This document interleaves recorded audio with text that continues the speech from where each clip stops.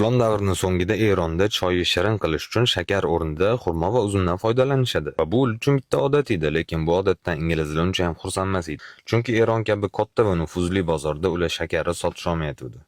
Inglizligini qiladi va mullalarga aloqaga chiqqan holda ularga %10 taklifi bilan shakar uchun fatvo so'rashadi. Mullalar ham albatta buni darhol qabul qilishadi va ertasi kuni juma xutbasiga chiqib, siz qanaqa qilib Allohning ne'mati uzum va xurmoni choyga qo'shib uvol qilasiz deb gapirishadi.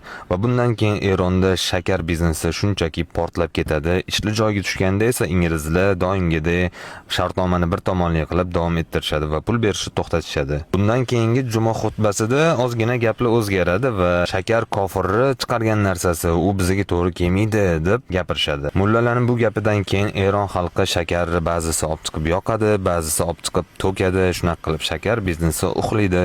Majbur qolgan inglizlar bo'lsa shartnoma stoliga yana qayta o'tirishadi va endi %10 emas, %20 taklif qilishadi. Mullalarda zapas variant ham bor edi. Endi ular chiqib turib, shakar kofir narsasi to'g'ri, lekin biz sizga uni yoqing, to'king deb aytmadik. Siz unga choy bilan tahorat oldirib ichsangiz bo'ladi deyshadi.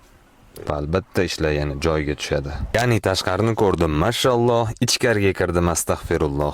Va shuning uchun ham nima sohada yeb qo'yishni aldanib qolish xohlamasangiz, o'sha sohani yaxshilab o'rganishingiz kerak. Jumladan hammamiz imini bu sohada ham bilimimiz bo'lishi kerak.